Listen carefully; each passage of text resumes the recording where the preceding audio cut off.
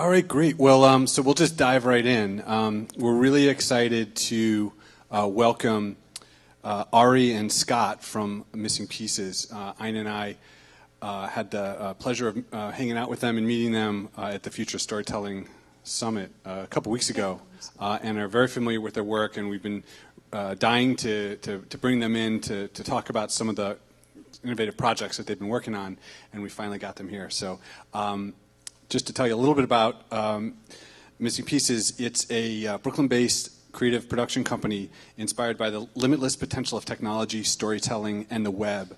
They're going to be talking about two really interesting projects. The first is a music video called Met Before, which is a choose-your-own-path music video for the band Chairlift.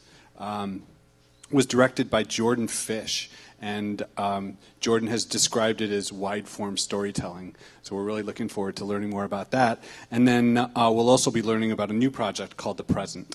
So with that, we will welcome Scott and Ari. Great.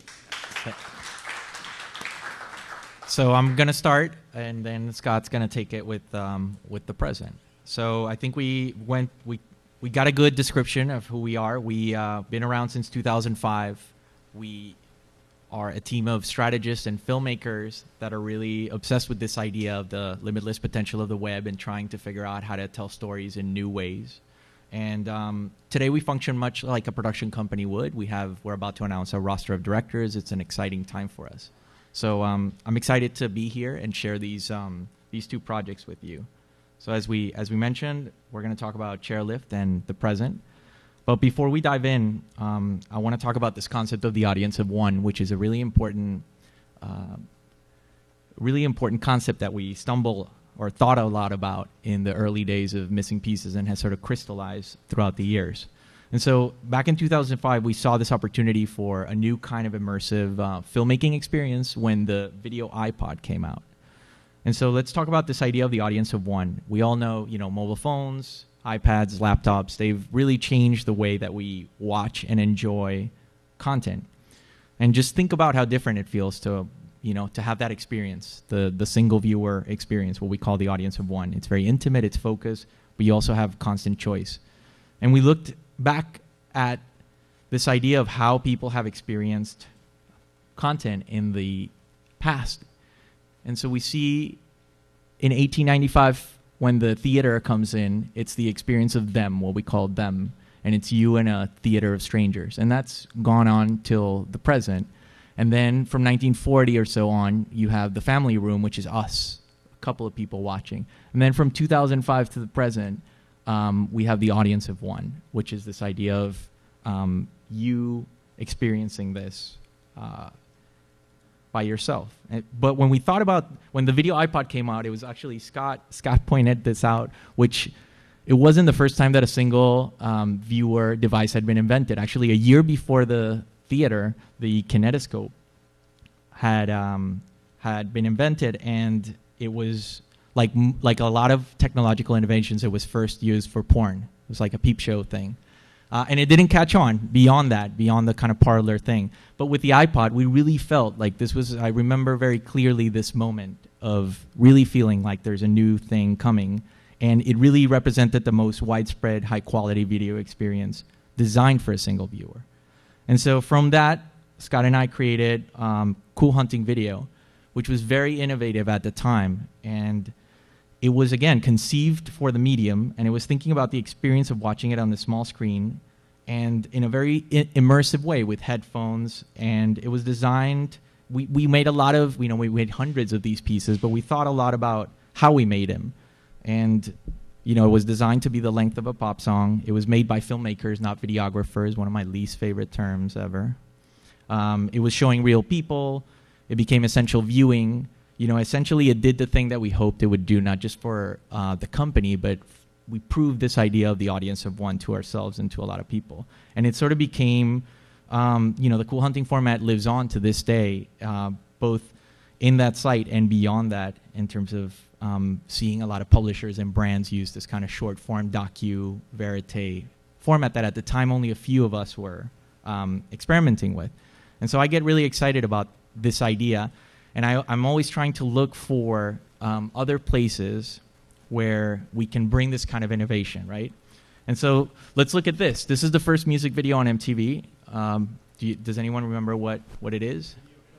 Right. Not the most innovative music video of all time, right? But very representative of a certain moment in time. And I'm going to talk about this technology Interlude, and this being the first music video on Interlude in 2010.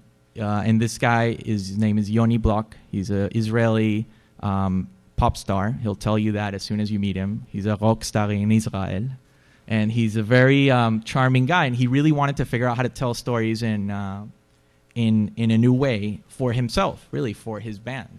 And it was around a year ago that I started thinking about how we could innovate and create these unique, how we could expand on this idea of the audience of one. And what better place, really, than the music video to do so.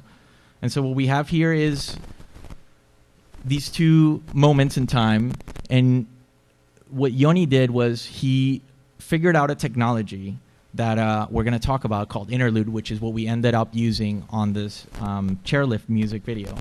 And so these two represent, for me, opening up the possibilities, but they're not the height of the medium, right? They're not the thing like that you look back and be like, that was the best thing ever. And when I saw this, when I saw the Interlude thing, I knew, okay, this is our chance to make something really interesting. This is a chance to be part of the right conversation. And I was waiting for somebody else to spend 2 years figuring out how to do this thing technology-wise that we could just apply to storytelling, which is what we do best.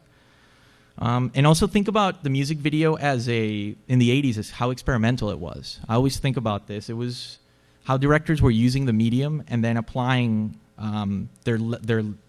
what they learned to commercials, music video, from music videos to commercials and films. So it was a place to experiment and learn from. And so came this project, right? Chairlift, met before. Jordan, as we mentioned, is a really fantastic guy. He's one of our directors, and he had been experimenting with interactive technology since 2007, and had done a piece for MGMT actually for their first album that came in the CD that used like QuickTime 4 CD-ROM technology that was hacked, and I mean it was incredible, but it was so painful that he basically abandoned it and also put this whole idea to the side until the technology had been figured out. So when I showed him Interlude, it all clicked for him too. And so he and Caroline were good friends. Caroline from Chairlift. Is that here? 1, 2? Oh, that might be this guy, yeah. Okay. So him and Caroline, the singer from Chairlift, were good friends. And so I presented this opportunity to them for all of us to go and do this because they were about to release a new record. And they embraced it, obviously, beyond my wildest dreams. So let's just go over it. Before we jump into it, we're going to do a little like live experience of this Choose Your Own Adventure music video. So it's this Interlude technology is Flash XML, and now they figured out the HTML5 part. You can change it at specific moments. So in our case, you'll see arrows pop up, and you have 3 to 5 seconds to make a choice, or it makes the choice for you. And that's the beauty of it. It's that it's seamless. There's no buffering or anything like that. And it's easily shareable. You'll see there's a built-in Facebook and Twitter at the end, and it's embeddable. See, this is the key thing. You don't want people to go to the place. You want to be able to embed this anywhere, and this was the beauty of it. And so every choice obviously advances the linear narrative. And the last thing I'll say about the Choose Your Own Adventure is we look back on this. I don't know, how many of you remember this? Okay. This is the first of its kind. This is the original Choose Your Own Adventure book. In 1976, R.A. Montgomery, who had been like a role designer, interactive role-playing games designer for both government and industry, came up with this. And I love that it says, you're the star of the story. And so for me, this technology represents a sort of modern take on that. So what we're going to do now is we're going to play the video, and I'm going to show you 3 paths that I really like, that show you the scope of this thing. And as we're going through it, I'll talk a little bit more about the project. So the beauty of it is you can use your keys also, which I'll use, and you can make it full screen, which I will. Just just want you. What this says This is that because we don't know exactly where we are in space and time, we actually are spread out between all of these different universes in which we exist. So really this means that anything that can happen does happen, and that instead of being PhD students here, maybe in another universe, you're rock stars. I guess we'll leave it at that for today. See you guys next week.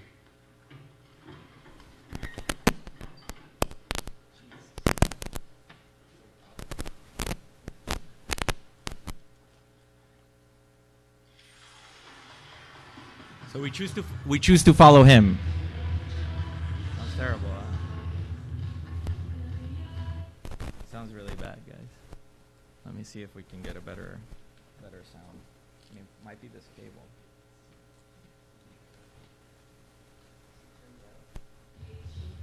That's better.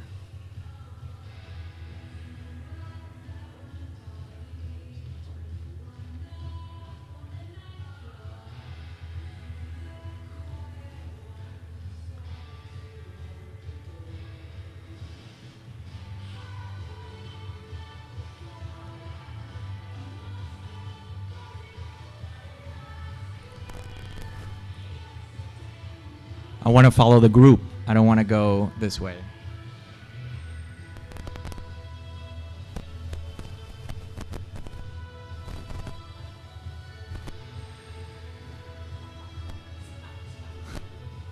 You got to go up always.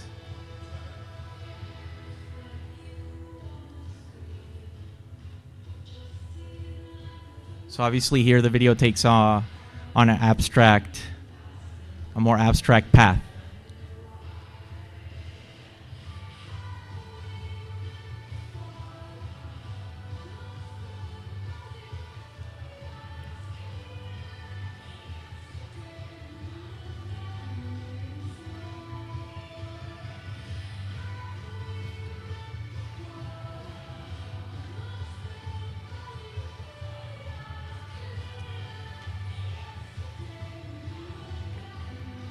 I don't know what that is, but I want to follow it.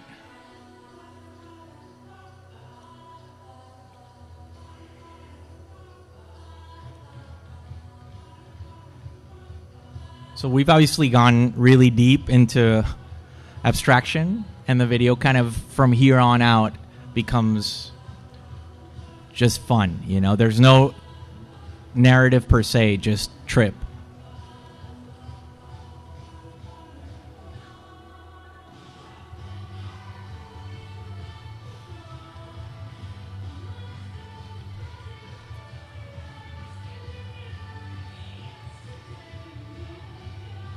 And so you remember at the beginning, I'll just pause it as it finishes. I'll just lower it. So here we find the golden nugget, of course, which is what you wanted from a mushroom trip, is to get to the core of whatever it is that you were looking for. So this is a very abstract version of the video. So you remember we were in a room. We had two choices. We could follow him or her. And then we were in a hallway, and we had two choices. We could pick up his folder or go the other way. So now we're going to go the other way just to show you how different it is. And here's what you're presented with at the end. Embed, share on Facebook, which shares the version with your friends that you just experienced, which is really cool, or Twitter. But we're going to go and create a new version, which picks up right from the last line. And we're going to follow him again. But this time, you'll see in the hallway, when we come to the folder moment, we're going to go the other way.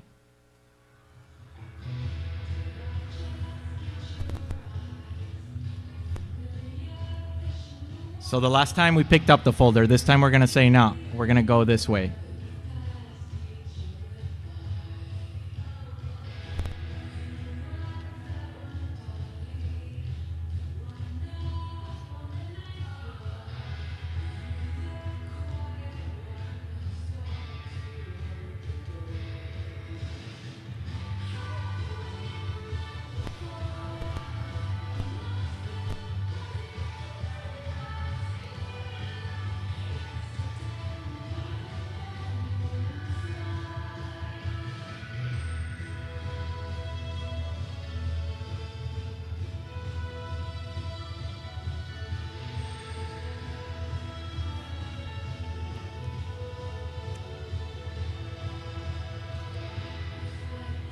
Notice how some choices, when you make them, are are better psychologically than others, because we're learning too here. So see when it makes more sense to you than not.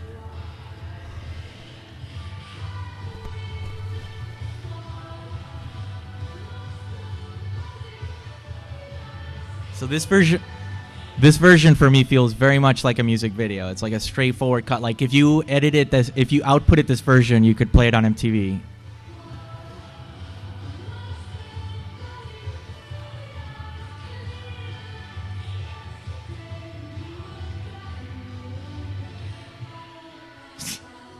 I wanted to go the other way, but I'm glad we did the shaving, because it's so bizarre, obviously.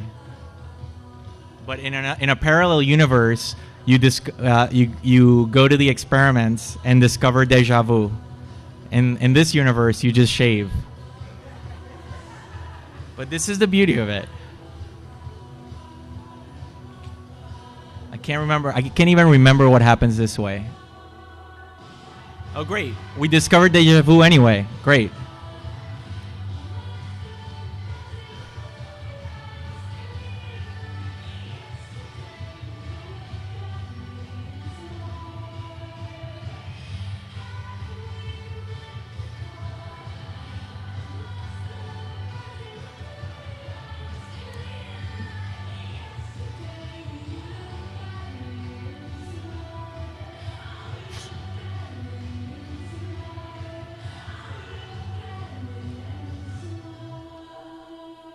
Okay, so a totally different experience, right?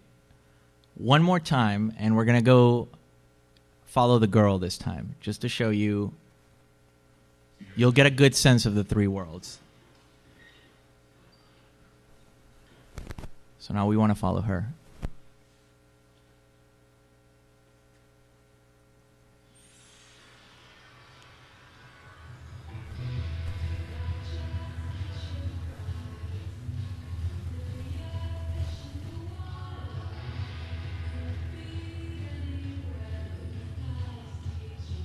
So here, I'm going towards her, but if I go back to the lab, which loops us back.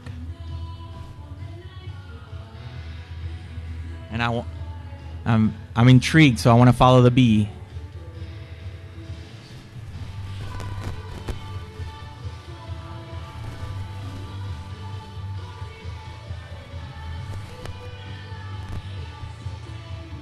So for example here, I feel like I should be able to make a choice soon, and we don't. We take too long to get to the next choice, which is a good lesson. Like it tells you now when, oh, now I want to make a choice now, or you lose interest.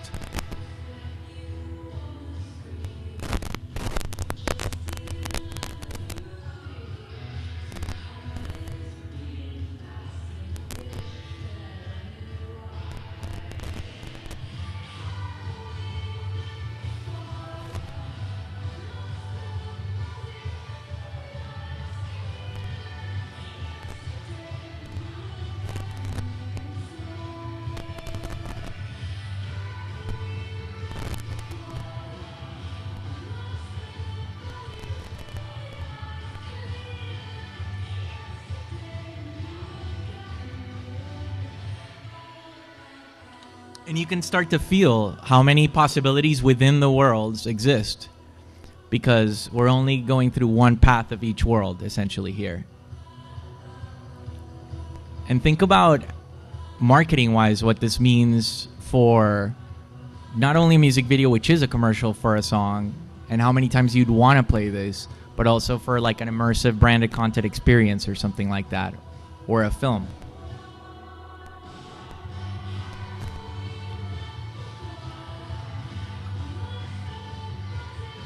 If you go the other way in that last scene, she dies. It's got a harsh ending too, but this is a nice ending.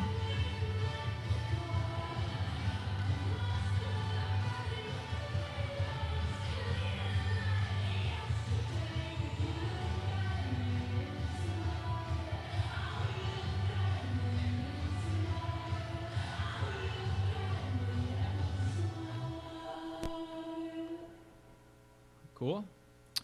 So this is what it looks like. This is the inside of it, and this is the chart that Jordan and Caroline worked for weeks.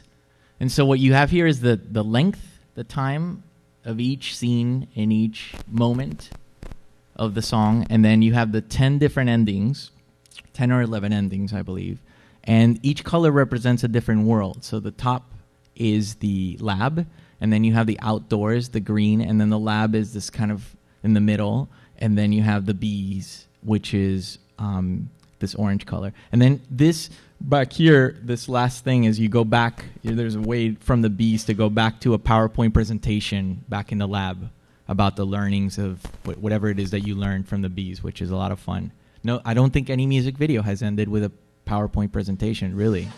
That's some new shit. So what you end up with is 23 minutes of content for a 3-minute music video.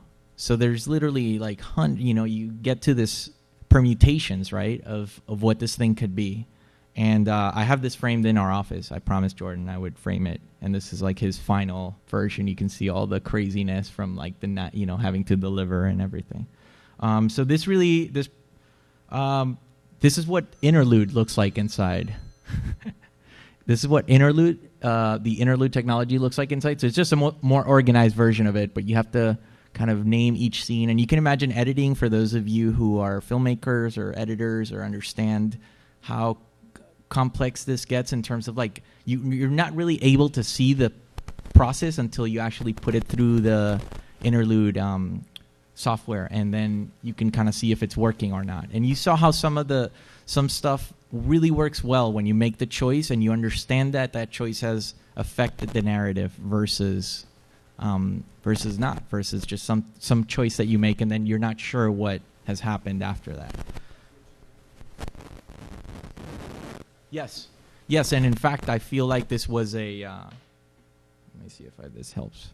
This was one of the learning lessons of the project. Is that, and we'll talk about the lessons at the end. But one of the things is that one of the most important things is that when you make a choice, it has to be a meaningful choice to affect the narrative.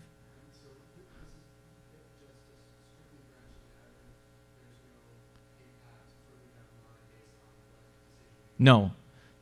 That's 3.0. Yeah. Yeah.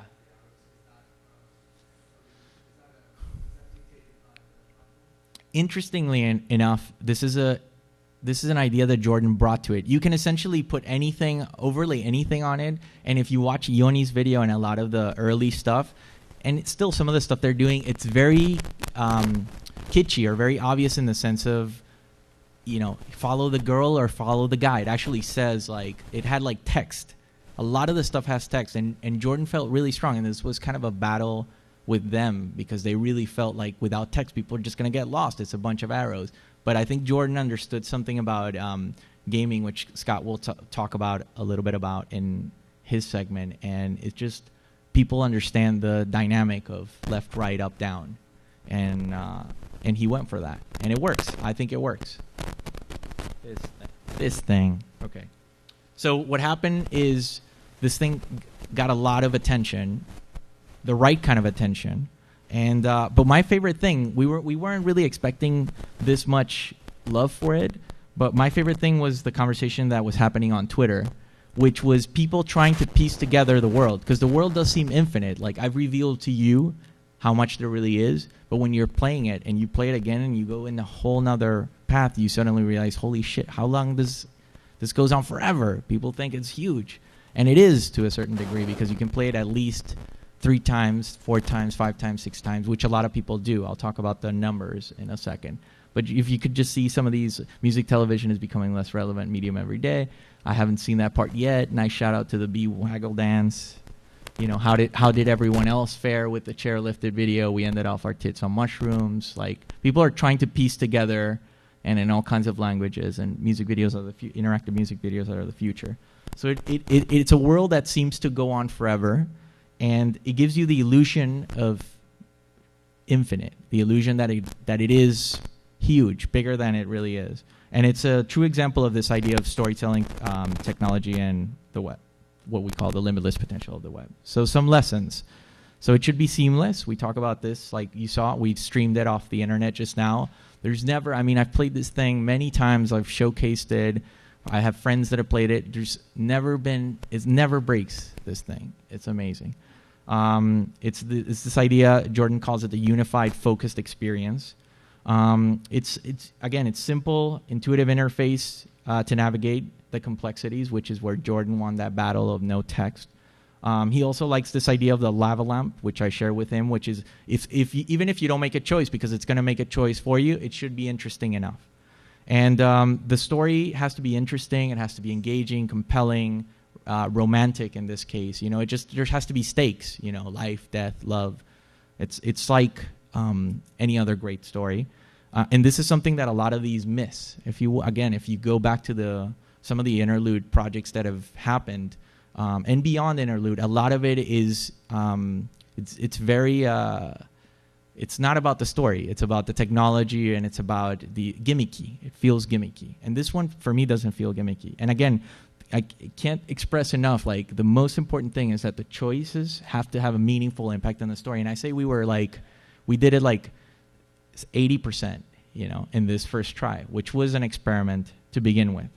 So, but it's really opened up the opportunity for us, for what's possible with immersive storytelling. And like, we're actively thinking about and acting on this idea of what does, you know, immersive branded content look like? What does a film look like? What does a series look like on this? We're very interested in pursuing this. So to me, it's one of the most interesting areas to explore, and I'm really happy to be part of that, you know, at the forefront of that. So in transitioning to Scott, I'll say that I'll go back in time before the video iPod and before we even started working together. The reason why we met in film school, but the reason why we started working together was because of this something. Do we have a something? Did we bring something? We're gonna give you something. We only have one something. We have very few somethings left. We've given most of our somethings away. And so you just pass it along so you can understand. Scott showed me something back in the day, and I was really impressed by it, and I was really touched by it, and I felt like this was something beautiful. It felt like a plot device, and it felt like you are the story in that same way. And so we've given a lot of these away. It's the thing that helped jumpstart, even before Cool Hunting and those days, jumpstart our friendship, our creative partnership, and it's sort of the original missing piece is how I think about it. And so with that, I'll let Scott take it. Thank you. Ari. Yeah, can you? But I'm going to do the slides. Yeah, let me turn the sound down first because the first videos. That's right. So I think we started from this place where we wanted to design a product. We wanted to make something that felt definitive and polished. Because I had this head trip where it was like, if I could actually make something that we're both really happy with, and it's physical, and we can say, yes, this is it, then we could go into the filmmaking world. And wow, that's really, is there something we can do? It's like a trick. I might just, can you guys hear me here? Or no? Yes? Okay. So we wanted to make this thing. Going into making films, when it's on the web, there's really no film. It's just megabytes is what you're dealing with. So there's nothing physical to it at all. And I think we wanted to start from a place where we felt like we were giving people physical experiences with the films that we were making. So that really kicked it off for us. And tonight I think we've learned about immersive. We've learned about this technological innovation of interlude. There's a couple of technological innovations that I've experienced in my life that I really want to talk to you about. They've actually inspired me to make one of my own technological innovations. So in thinking about immersive, I went back to when I was born, which is 1979, which is when the Sony Walkman was released.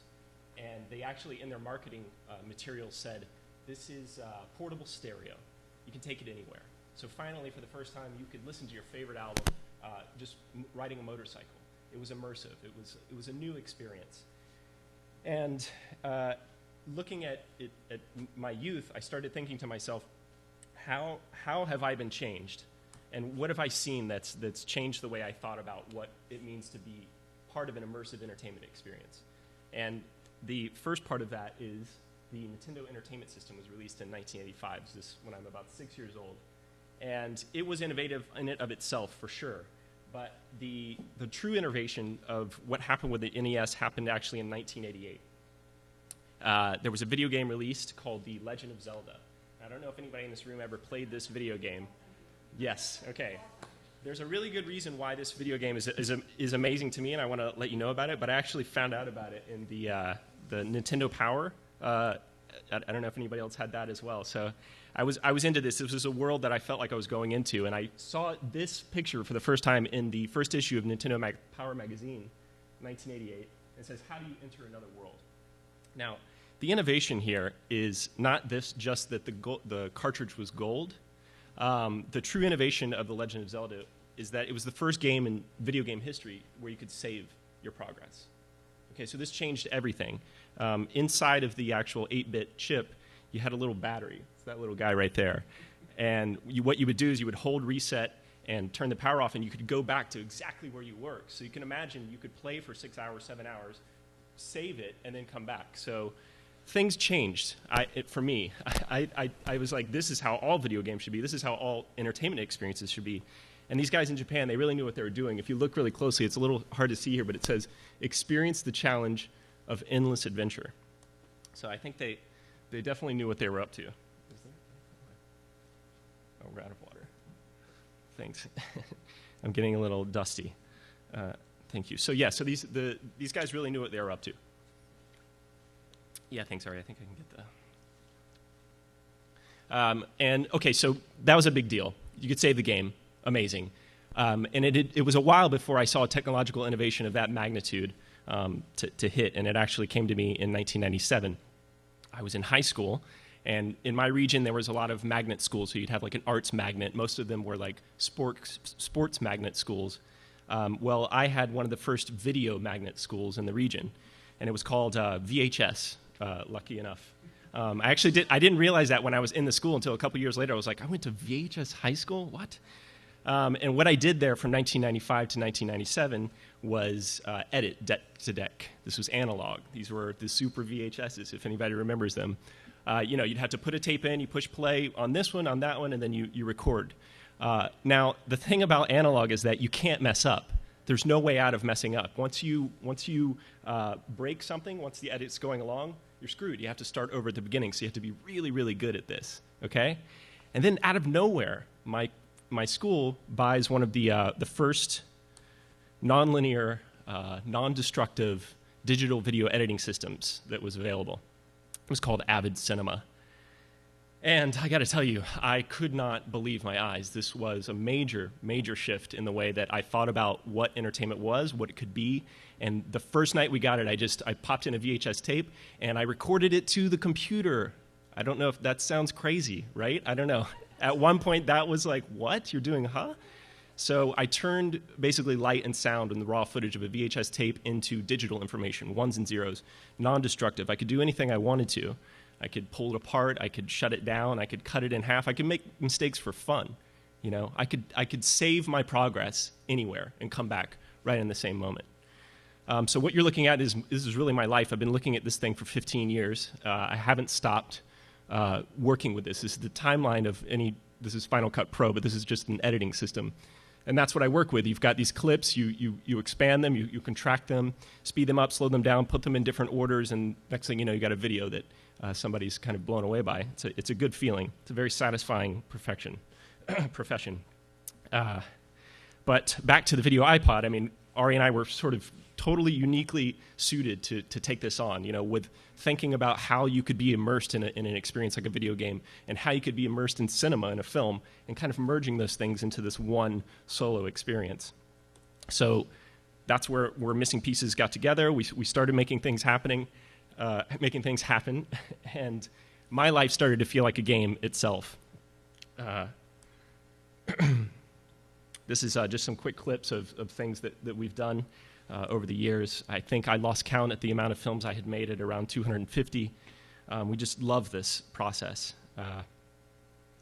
And during all this time of working with an editing system, you start to get a different sense of time itself. I don't know if anybody spent a lot of time working on even just a project that you really love. You go through this process to where you get lost. And it's, for me, it's evidence that you're doing something you really love. But that time zone is different than the minutes and seconds that we're used to. And so I started giving that a little bit of thought because my sense of what a moment was beginning to change as I was getting older, of course. And I want to point out that everybody in this entire room, ever since you were born, clocks have been exactly the same way. They haven't changed. The way we tell modern time actually isn't that modern at all. And once I started doing the research, I find out when did the minute hand come out, when did the second hand come out. They're pretty recent. We're only talking a couple hundred years old here. So I started to ask myself the question, why are we using a 17th century technology to measure a 21st century experience? Okay, so that's there.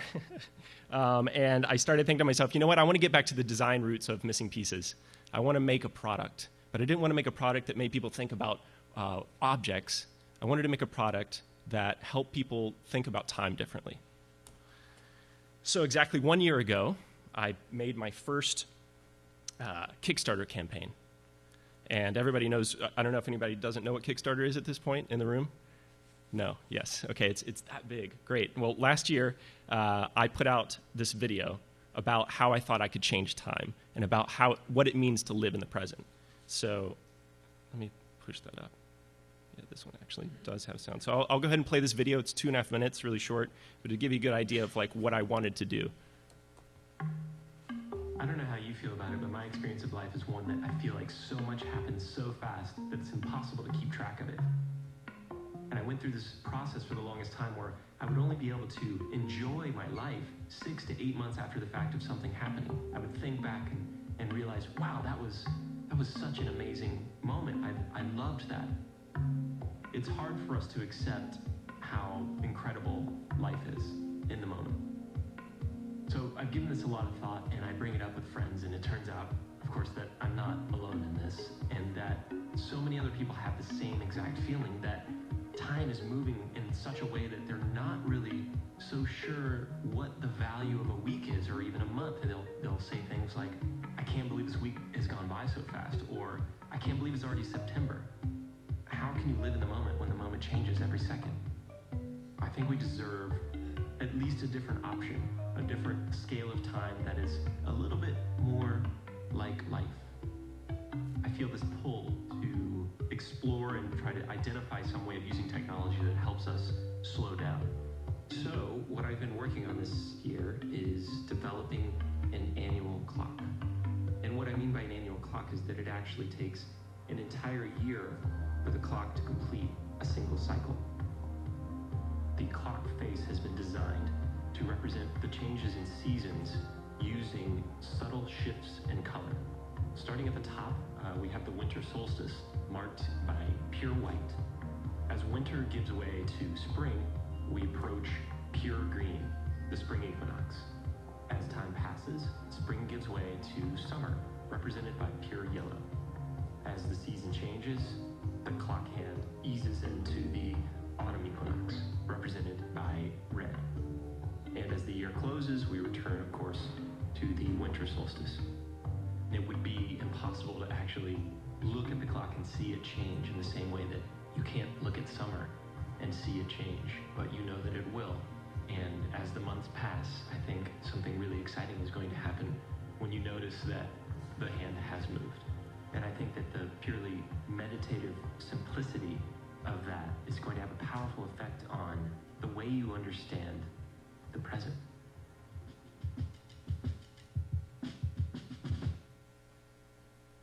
So that's the present. That was my Kickstarter video. I put it out. I asked for $24,000. I thought I was going to make 100 of them. And in 72 hours, we broke that record. We made 28,000 in 72 hours, and by the end of the month, November 11th, we hit 97K. And we sold 768 clocks that essentially did not exist. Okay. Thank you. Thank you.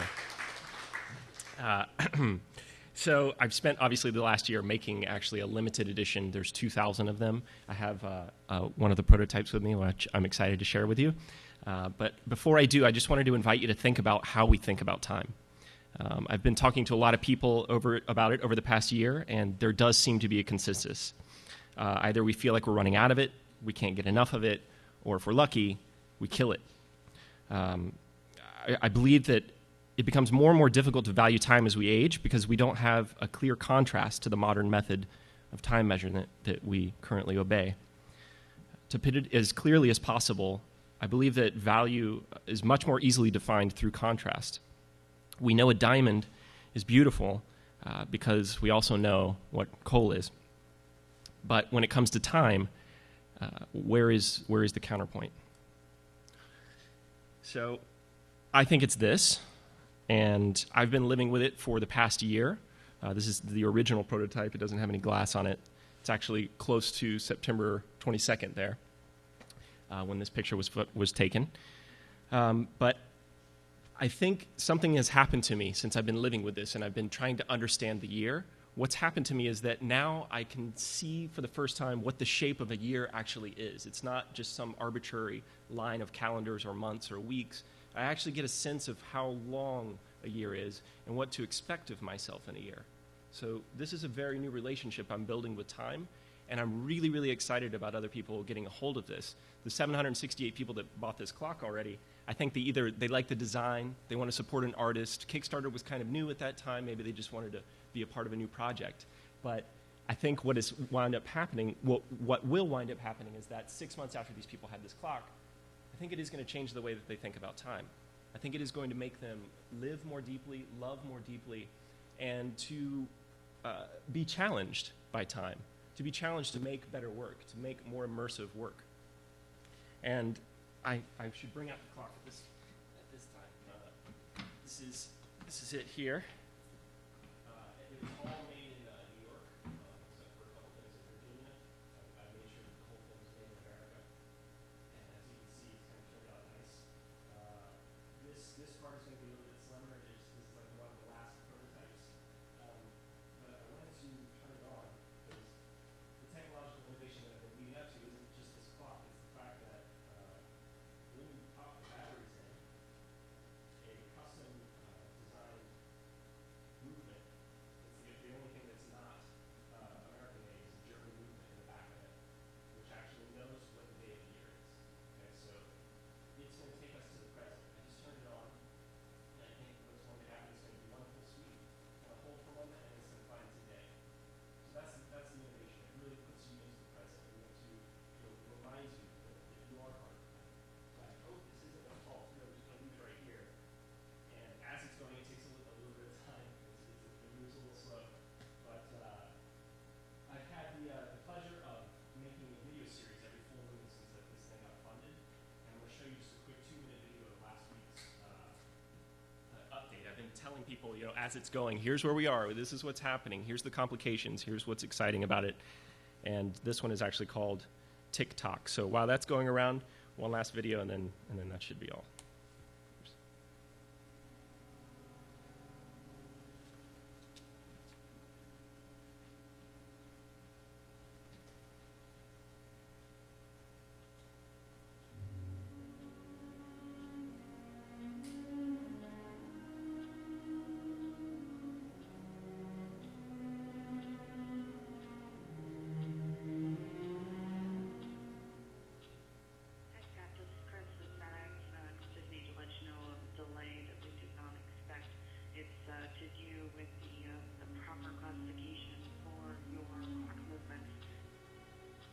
Came as a bit of a surprise. The U.S. Customs doesn't understand what a manual movement is. They've never had to categorize that before, and it's causing a bit of a time delay. So I'm not going to put my foot in my mouth again and give you an exact ship date, but I am well aware that on October 11th, it will be 1 year to the day that I launched the Kickstarter campaign for an annual clock. And the updates will be coming a lot more frequently now as we wrap up the present. Last week, I visited Kundo XT in the Black Forest of Germany, where time has been manufactured for generations. The XT stands for Extended Time, and first time, they allowed someone to film the construction of one of their pieces. So please enjoy the construction of your annual movement.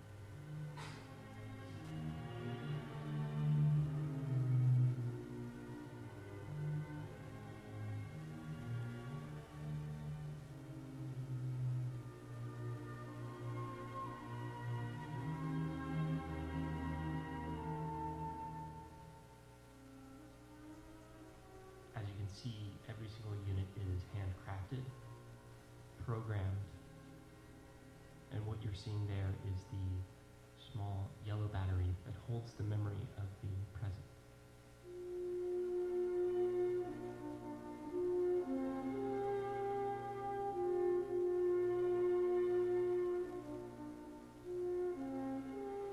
Every single unit is tested, and I'm proud to say that of the 2,000 pieces that were created, not a single one of them was defective. The pin is placed to lock the exact position, and the manufacture of all of the annual movements are complete. Now we just need to explain to U.S. Customs what an annual movement is.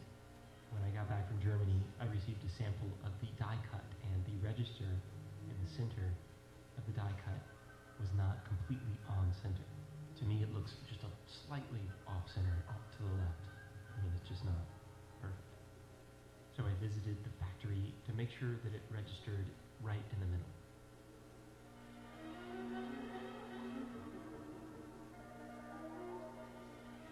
And they landed it dead center. Okay, so that was last week's update. And I think that wraps it up for us. We're so appreciative that you guys have given us the attention and have come here to check this out tonight. We're really, really excited about everything that's going on, not only with our company, but in the world. And I'm really honored that you guys let us share our pieces with you. Thank you. Awesome. Thanks, guys. We're almost there. We're almost there. Now we have to wait for it. We'll have a Zen moment waiting for today. This is, yeah. So, any questions? I'm interested to hear any other perceptions you have about time and how you can implement maybe daily changes for everybody in their daily lives in terms of clocks and times. And I'm sorry, could you ask the question again? have you been thinking about any other, besides your clock, any other ways that you can implement changes in your perceptions or your dealings, your interactions with time today? Well, for me, the most powerful thing that I've been working with is this, just to get a sense of how fast it is. Actually, you'd be surprised how fast this hand goes around throughout the year. But no, that's been my focus. Like, how is that changing me, and how do I think it'll change other people? I'm building most of my experience off of this. For me, it really was an experiment, something that I needed in my life. And it was Ari who was like, you know what, we used to do an experiment. Maybe we'll make a couple more. Because I kind of already had the piece. But seeing what it's done to me, I'm really very excited. Very cool.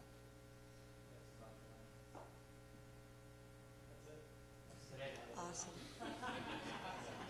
That's what today looks like. I'm present, and I hope everybody else can see it there. We're getting close to the winter solstice. Yeah, it moves. Now that there's one in the office also, because there's two, there's three, but there's one in the office and one in Scott's apartment, and the one in the office I've now had it for a couple of months, and what it is just a reminder. It's like a Zen thing. It's a reminder to, oh, it's only summer or it's only fall. Like there's the only part, but there's also just the constant reminder that there is time. It's like it's an interesting dual Zen thing, and I think it's subjective. Because it does a certain thing to me that's slightly different than Scott and Kate, our other partner. So I think it's like a subjective thing that, and maybe people. Slowing down? Huh? Is it a slowing Yeah, down? yeah. There's a slowing down feeling, and like the feeling that you get from a good yoga class or something like that, like the meditation or something. Well, I mean, the things that happen in our lives, like we fall in love, like that doesn't happen overnight. That doesn't happen at 6 p.m. some night. I mean, it's seasonal. It's things that move us and that matter to us, I think, belong to a larger scale of time. It's more poetic. It's more relaxed, I would say. For the things that happen to us to truly happen to us, I think we have to be present for them. And this scale of time isn't something that people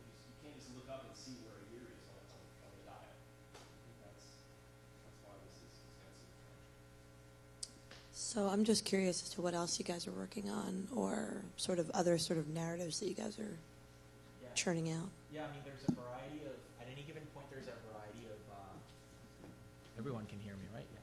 There's a variety of projects in the production world, a lot of commercial, branded content, some music video stuff. Like I said, we have a roster of directors, so it's not just Scott and I doing the work. There's a bigger company right now. But as far as like original projects, which both of these could fit into that, right now there's some, one of our directors, Sam Flashner, is making a film out in Rockaway, and called Stand Clear of the Closing Doors. We're working on a television development deal for a television show, and a lot of commercial work with agencies, brands, that kind of stuff. That's a lot of the bread and butter of their company. And one of the big things is to finish the present, deliver it before Christmas, have the 2000 talks out there. And the present.is, the website, is going to launch really soon, like in the next 2 weeks, actually, which is exciting. So it's a lot about completing this and the present, and about taking the lessons from Chairlift and applying them also actively to, like I was saying, new possibilities with that same kind of technology.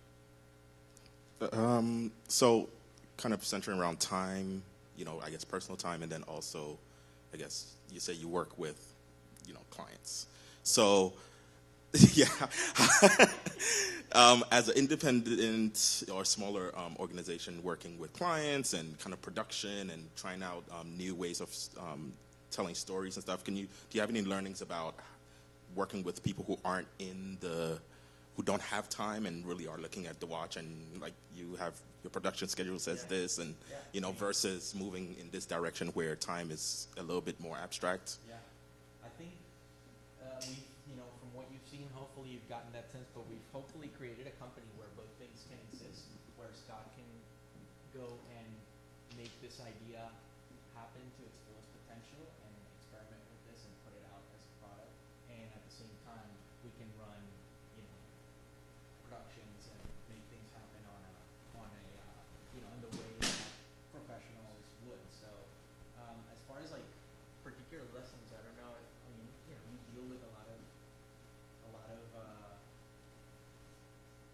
stuff from clients with deadlines and delays. We all share that. Would you prefer that things kind of shift over to this model? Yeah, exactly. Yeah, I mean, the hope is that, look, it's not like Scott's saying, like, this is going to replace the other thing. It's just that we need the two things to remind ourselves of it's like a long now view, and, you need to get to the next meeting. But even in chairlifting, right, it's kind of a super question, but because that, I don't know, are they an independent company and the record label tag? Yeah, I mean, this is a whole. there was a budget for that. Sony Records was issuing the first music video, and we said, look, instead of a music video, we're going to create 100 music videos. It's going to be amazing, And it's obviously not, like we all know, the record industry is not a business model per se anymore. But like I was saying, it's a place to experiment. Music videos is not where people are making their money these days, but it's a great place in this context to experiment with something like that, and then apply the lessons to the larger, production stuff. Does it cost more or less? It costs more because there's more days of production. You're basically shooting the equivalent of 4 or 5 music videos. It's 25 minutes of stuff at the end of the day for a 3-minute music video. Ari, I was wondering if you could talk a little bit about Interlude and just the software itself, like the process of working with it. How do you, let's say we've got some folks that are interested in it. Do you just go to interlude.com? Yeah, I mean, you just, if you're interested, you reach out to them. They're actively doing a number of projects at any given point. I honestly haven't seen anything that excites me as much as the thing that we did, and maybe that's bias, or maybe that's just the way I look at the world. But I think, they're available. I mean, obviously they have a technology that they want to utilize as much as possible, and they're in that business. They're in the business of scaling and seeing where this goes. And I know there's some really exciting. They're working on some really exciting stuff and partnerships with YouTube and all kinds of crazy stuff. So they're in a really great position to be one of these technologies that people use to tell stories. And I really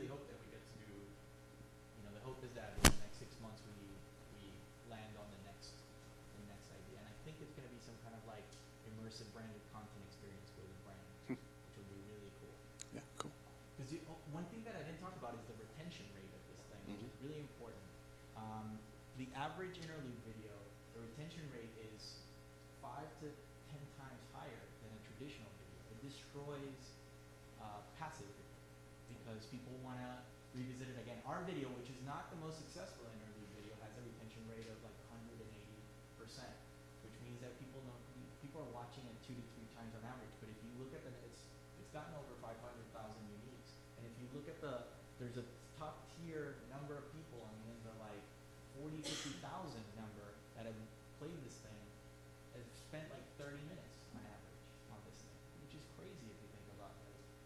When was the last time people were spending 30 minutes on a music video? It's crazy. Like, I mean, Justin Bieber maybe like girls watching them over and over again, like it adds up to 30, right? But there's just a lot. It's a very interesting point about the retention rate that I forgot to make, which is that it kills, by far, it destroys all the passive numbers, and that's what it's got to do. Awesome. Any other questions?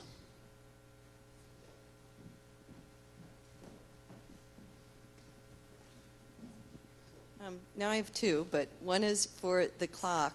How did it affect your sense of control or not controlling life's experiences? Because it's a measurement, you know, like something happens the next time. And then I was just curious about the production cost of doing something with, you know, alternate experiences, and how that compares to a traditional. Okay, I'll start with the production cost. It was incredibly expensive just because we decided to make it in America. I wanted to know. I didn't want to say like everybody said just go to China. It'll be so much easier. It's actually about 1/6 the cost to make something in China than it is to make it in America. The clock is like an artwork almost, so I appreciate Okay. it. It's got unique components. Yeah. The music video. Yeah. The costs associated with that. Well, it's obviously, those of us who understand how production works, it's essentially you're doing the equivalent of 4, 5, or 6 music videos because you're shooting, instead of a 3-minute music video, a 25-minute music video. Although you're using a lot of the same locations, you're doing a lot more scenes, things stretch out. So what would have taken maybe like a day and a half, 2 days to shoot, took 6 days to shoot because it's essentially all the scenes that need to be captured. So obviously there's a cost in the licensing of the interlude technology, which is what they do. And then in our case, there's a cost in making there's a more expensive cost in terms of like the number of days, crew, all that, because there's just more stuff, more content. So yeah, it is more expensive. But then again, we've kind of went overboard on it. Like if you look at some of the other interlude stuff, it's in, and I don't want to condone it. There's some interesting stuff there too, but a lot of it takes place in like very few locations, and there's a lot less choices. It's not as much. Maybe we went too far the first time around, and we can adjust the second time around. Because if you think about like a 60 or a 90 for a brand, you can see how something like that could be created, and you would just give people just enough options to see say if they're manufacturing a product, you can go from the manufacturing to how it affects the different ways in which it's used in the real world, right? And that's an interesting kind of interlude idea that we're playing with that lends itself to that. So it's still going to be a 90-second experience, but maybe you shoot various parallels of how that product can affect the world or the person that's buying it in different ways. And that could be it starts to get really exciting conceptually, but obviously it is, no matter how you cut it, you're shooting more. You're ideating more, you're shooting more, and you're editing more. So the costs go up. And there is a cost, which is Interlude's business, of licensing their technology for a brand or a music video. One other question?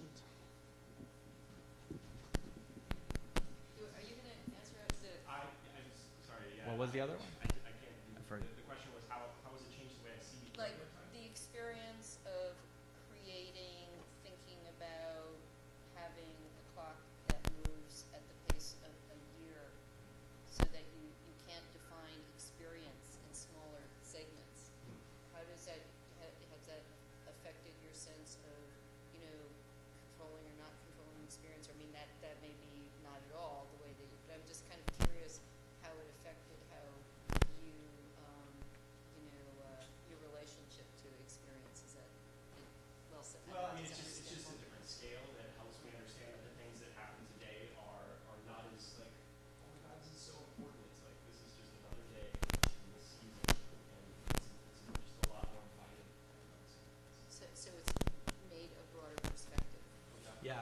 Yeah, it's I'm much Yeah. more aware of what long-term means. yeah.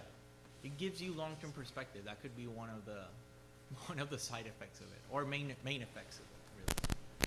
And are you going to be selling this for the public general? Yes. Oh, there. Not right. Well, the site is launching in about 2 weeks. 2 weeks. Yeah, the present.is. 240.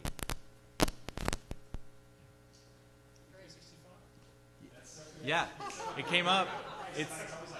It's come up a lot. We thought it was too expensive first, but now that we've gone through it, holy shit, should we have called it 365?